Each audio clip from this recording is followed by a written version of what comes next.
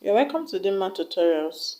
In today's lesson, I'll be discussing the best ways to answer questions on WASC summary passage. In this lesson, I'll be giving you a checklist of the things you need to do in order to answer your questions correctly. Before we go into learning the essential steps that go into producing excellent summary answers, it is important for us to know why WASC tests our knowledge on summary writing. Once you understand why you are to be tested on summary writing, then you have taken the first step towards understanding summary writing. The first reason is to test your ability to read and understand a short English passage. Since you are probably pursuing further studies in a tertiary institution, it is important for WAEC to know that you can understand a text written in English, without which you will not find further studies in a tertiary institution easy. The second reason is to test your ability to extract relevant information from any text you read or any passage you read. English texts or passages always contain two types of facts: the relevant and the irrelevant facts. So you see, it is not everything you see in a summary passage that is necessary. The summary exercise is meant to make you demonstrate your ability in sifting the important information from the unimportant ones. Now let's look at the nature of WASC summary passage. WASC summary passages usually have the subject matter or the topic of the passage in the first paragraph. You have to find out what the whole passage is all about in the first paragraph. Is it about religion, education? Is it about sports? Find out what the whole passage is all about in the first paragraph. And when you do that, you have sparked the engine of your success. Then the subsequent paragraphs of the passage discuss different aspects of the topic or the subject matter of the passage. For example, in 2019 summary passage, the first paragraph categorically states the subject matter of the passage, which is the dangers of drug abuse. The second paragraph talks about the medical and psychological effect of drug abuse on the addicts. The third paragraph discusses the behavioral effects of drug abuse on the addicts. Fourth paragraph discusses the negative effects of it on the society. Most WASC summary passages always have each paragraph discussing different points of the topic, and each paragraph always have a topic sentence, which is the sentence that tells you what the rest of the paragraph is all about. Please, when you find out the topic sentence of a paragraph, you have to underline it to help you remember what the paragraph is talking about, to avoid having to read the whole passage again when you start answering the questions. Now let's look at the structure of WASC summary questions. Usually, answers to the earliest questions are found in the early part of the passage, and the answers to the later questions or last questions are found at the last stages of the passage. Please bear this in mind to help you save precious time in the exam hall. More importantly, you have to obey the instructions in each question.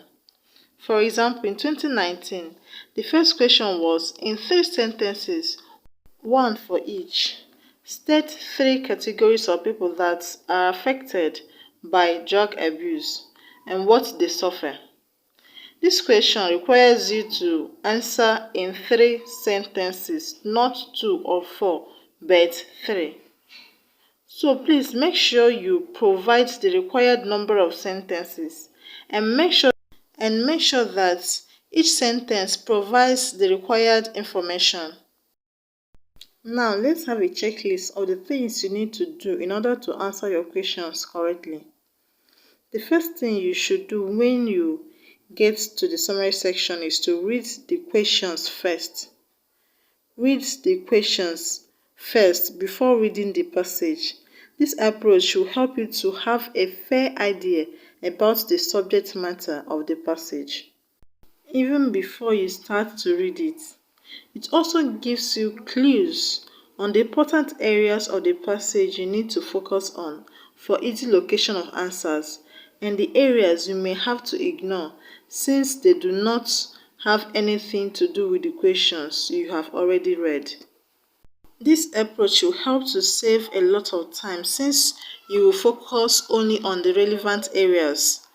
After reading the questions, it's time to read the passage. While reading the passage, concentrate on it with every bit of your mind. Read silently, do not point to words while reading. And don't go trying to find the meanings of unfamiliar words. Rather, focus on the ideas in the passage.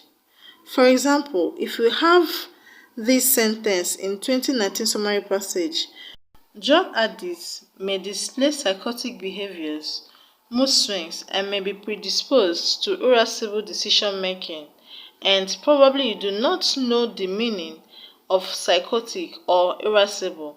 Don't stress yourself trying to find their meanings. You should just try and figure out what the sentence is all about. Of course, the sentence talks about the bad effects of drug abuse on the addict.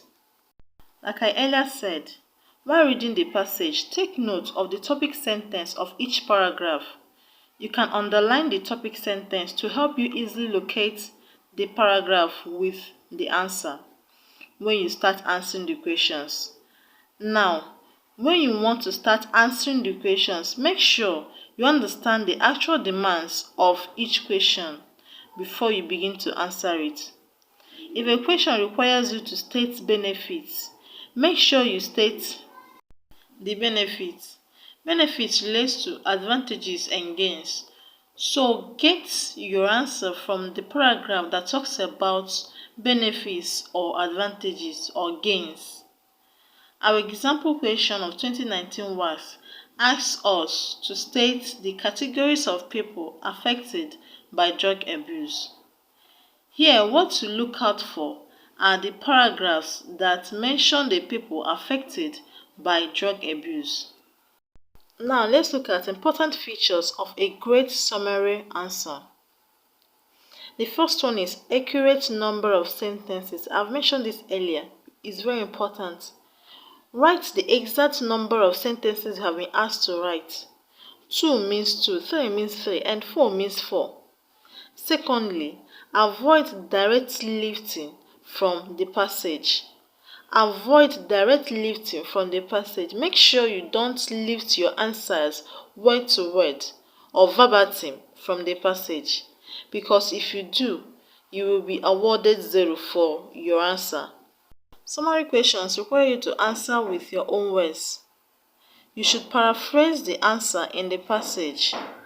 Write the answer in your own words and sentences. Do not lift the answer verbatim.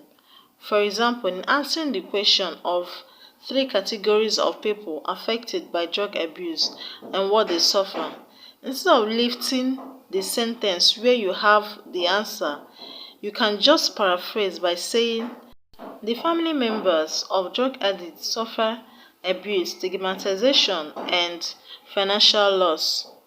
This point is very important.